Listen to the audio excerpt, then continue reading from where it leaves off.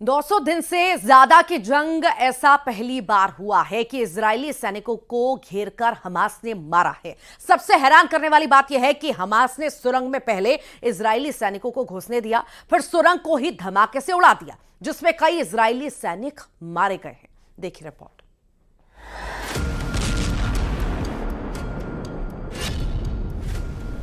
मारे इजरायली सैनिक, हमास का खूनी हमला।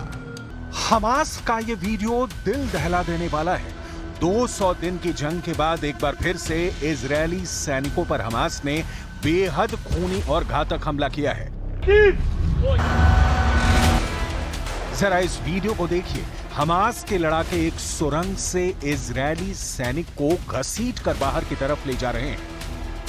हमास ने अपने इस वीडियो में दावा किया है कि हमने सुरंग युद्ध में इजरायली सैनिकों को न सिर्फ जान से मार डाला है, बल्कि कई इजरायली सैनिकों को बंधक बना लिया है। उनके हथियार भी जब्त कर लिए हैं। ये वीडियो उत्तरी गाजा के जबालिया कैंप का बताया जा रहा है। हम आपको एक एनिमेशन के जरिए बताते हैं कि आखिर हमास ने इजरायली सैनिकों को इतनी आसानी से कैसे मार डाला, क्योंकि इजरायली सैनिकों के पास न सिर्फ घातक हथियार और हाई टेक्नोलॉजी मौजूद थी, बल्कि मरकाबा टैंक और फुल बैकअप पीछे से मौजूद था। हमास के दर्जन भर लड़ाकों ने सबसे पहले जानबूझकर सुरंग में अपनी लोकेशन इजरायली सैनिकों को दिखा दी। जैसे इजरायली सैनिकों को लगा कि सुरंग के अंदर दर्जनों हमास के लड़ाके छिपे हैं, वो तुरंत घातक हथियारों के साथ सुरंग में घुस गए। सुरंग में इजरायली सेना की स्पेशल यूनिट के कमांडो घुसे थे। जैसे ही हमास का पीछा करते हुए इजरायली सैनिक सुरंग में घुसे, तभी सुरंग में हमास ने जोरदार धमाके कर दिए और उन पर गोलियों की बौछार कर दी। हमास ने दावा किया है कि उसने इजरायल के कई सैनिकों को सुरंग में मार डाला है और इजरायल की स्पेशल फोर्स के कमांडोज को बंधक बना लिया है। अल कसम ब्रिगेड्स के प्रवक्ता अबू उबैदा ने कहा, हमारे लड़ाकों ने इजरायली सेना को लालच देकर एक सुरंग के अंदर हमला करवाया और फिर इजरायली सैनिकों को मार डाला। खून के आंसू रोए नेतन्याहू 200 दिन बाद बदला।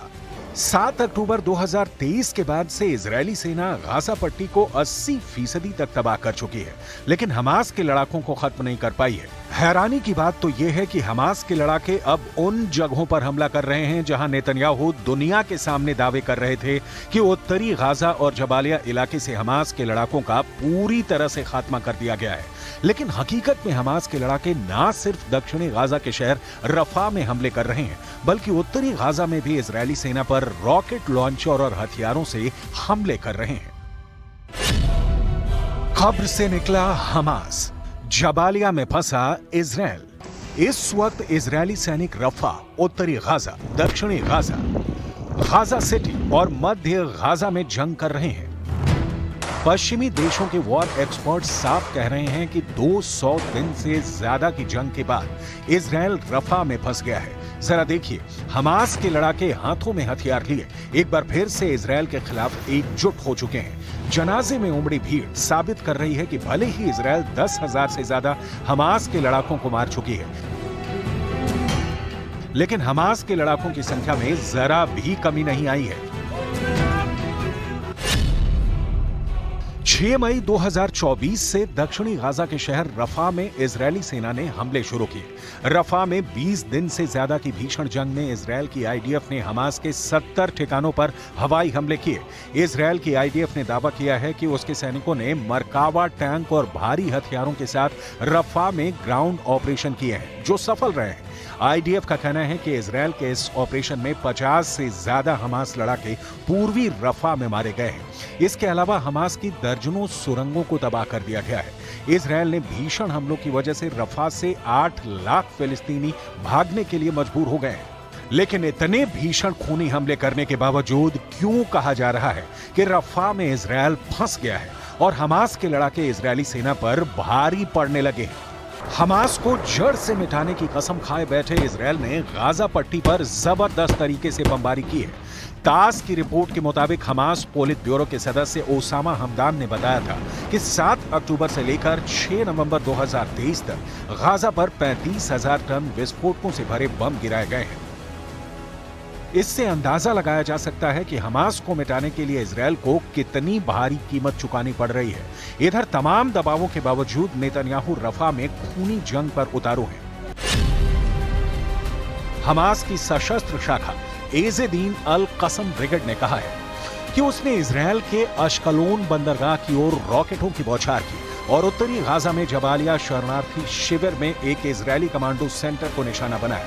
हमास का दावा है कि इजरायल के सबसे घातक मरकावा टैंक को तबाह कर रहा है। उनके दर्जनों सैनिकों को हफ्ते भर में मार चुका है।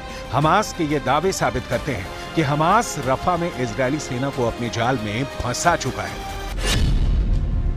हमास के दावे के मुताबिक इजरायल की तरफ से गिराए गए बम परमाणु बमों से होने वाले नुकसान से भी ज्यादा है।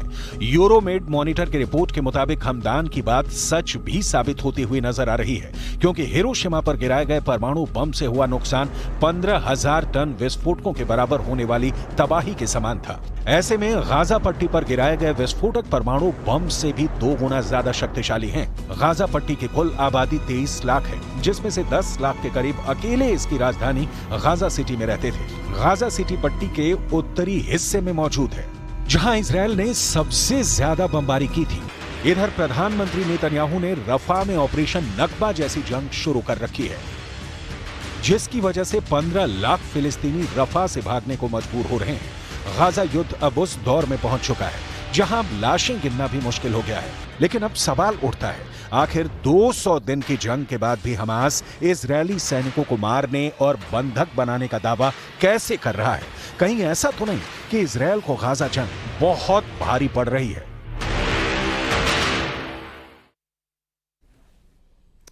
और ये तस्वीरें आपको दिखाई और आगे भी कुछ तस्वीरें हम आपको दिखाते हैं और भी कई सारी चीज़ें हैं। इससे पहले हमने आपको बताया कि किस तरह से 200 दिन से ज़्यादा की जंग में ऐसा पहली बार हुआ है कि इजरायली सैनिकों को घेरकर हमास ने मारा है। सबसे हैरान करने वाली बात यह है कि हमास ने सुरंग में पहले इजरायली सैनिकों को घुसने दिया और फिर सुरंग को ही धमाके से उड़ा दिया, जिसमें कई इजरायली सैनिक मारे गए हैं। ये पूरी खबर आपने देखी, पूरा पैकेज आपने देखा कि कहां कहां पर आखिर कैसी कैसी स्थिति बनी। 200 दिन से ज्यादा की जंग में ऐसा पहली बार हुआ कि जब इजरायली सैनिकों को घेरकर हमास ने मारा है।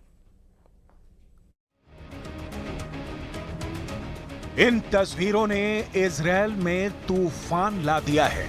गाजा के सुरंगों में घसीट कर ले जा रहे इजरायली सैनिक कोई आम फौजी नहीं है। ये इजरायल के सबसे खतरनाक कमांडो माने जाते हैं। ये है इजरायल के सील कमांडो, जिन्हें शायतेत 13 यूनिट के नाम से जाना जाता है।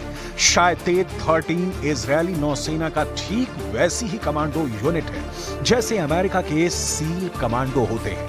यह यूनिट इजरायल के इंटेलिजेंस ग्रुप शिन बेत के तहत ऑपरेट करती है।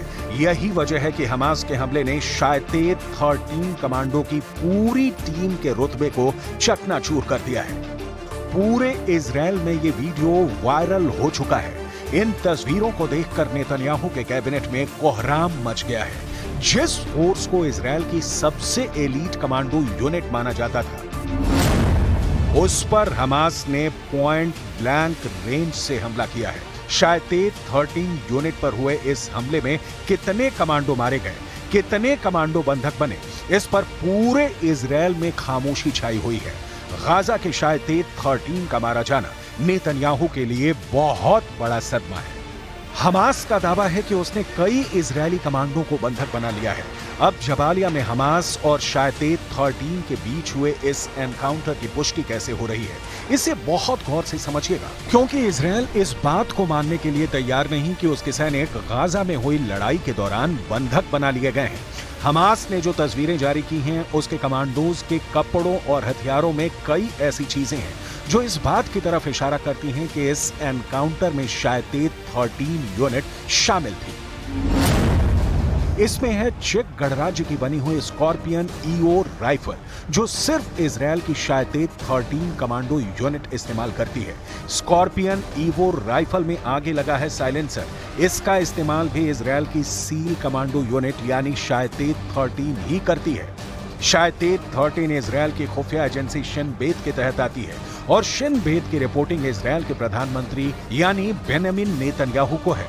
यानी अगर गाजा के जबालिया में शायतेद 13 को हमास ने घेर कर मारा है तो समझ लीजिए कि पूरे इजराइल और खासकर उनके कैबिनेट में सबसे बड़े टारगेट पर बेंजामिन नेतन्याहू ही होंगे। गाजा में युद्ध के दौरान फौज और खुफिया एजेंसियों पर पूरे कंट्रोल के लिए उसकी कामयाबी और उसकी नाकामी दोनों को लेकर इस वक्त नेतन्याहू कैबिनेट में बहुत बड़ी जंग चल रही है। एक तरफ गाजा की सड़कें नेतन्याहू के धमाके से दहल रही हैं, दूसरी तरफ इजराइल की सड़कों पर ऐसा हाहाकार मचा हुआ है कि नेतन्याहू की सत्ता डोल रही है। एक तरफ इजराइल गाजा पर लगातार बम गिरा रहा है तो दूसरी तरफ तेल अवीव की सड़कें नेतन्याहू के खिलाफ नारों से गूंज रही हैं। गाजा का युद्ध अब ऐसे लेवल पर पहुंच गया है जब हमास से ज्यादा इजराइल की पब्लिक डरी हुई है। नेतन्याहू इन प्रदर्शन कर रहे लोगों के बीच विलन बन चुके हैं, क्योंकि हमास तो सीज फायर के लिए तैयार है लेकिन इजराइल बमबारी रोकने के लिए राजी नहीं। पब्लिक के गुस्से का साइड इफेक्ट वॉर कैबिनेट में पहुंच गया है। इस प्रदर्शन और इस हंगामे के बीच इजराइल में सत्ता के गलियारों और बंद कमरों के बीच कुछ ऐसा हो रहा है जिसे दुनिया के सामने आने से रोका जा रहा है, लेकिन इजराइल की मीडिया ने पर्दाफाश कर दिया है। इजराइल की मीडिया का दावा है कि इजराइल के वॉर कैबिनेट में बड़ा झगड़ा हो चुका है। जेरूसलम पोस्ट में जो खबर छपी है उससे लगता है कि प्रधानमंत्री बेंजामिन नेतन्याहू और रक्षा मंत्री योआव गैलेंट के बीच हो गई तू मैं। टाइम्स ऑफ इजराइल में यह खबर छपी है कि मिलिट्री चीफ ने कहा है कि नेतन्याहू के पास गाजा को लेकर कोई नीति नहीं है। नेतन्याहू पब्लिक से लेकर अपने वॉर कैबिनेट तक घिर चुके हैं। कमांडर से लेकर मंत्री बता रहे हैं कि नेतन्याहू ब्लंडर कर रहे हैं। ये बात साफ कर दें कि इजराइल के प्रधानमंत्री बेंजामिन नेतन्याहू और रक्षा मंत्री योआव गैलेंट एक दूसरे के कड़े विरोधी माने जाते हैं, लेकिन गाजा में युद्ध को लेकर दोनों करीब आए। हालांकि अब दोनों की दुश्मनी सतह पर आ चुकी है। जब से जबालिया में इजरायली सैनिकों को बंधक बनाए जाने की खबर फैली है, लेबनान में जश्न मनाया जा रहा है।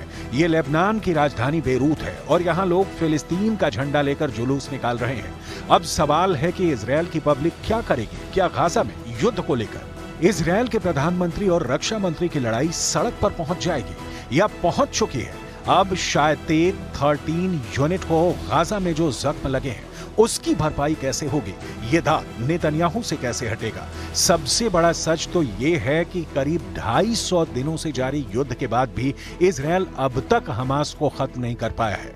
हालात ये हो गए हैं कि इजरायल दक्षिणी गाजा का पूरी तरह से सफाया करने पर उतारू है, लेकिन अब तक उसके युद्ध वाले लक्ष्य पूरे नहीं हुए हैं।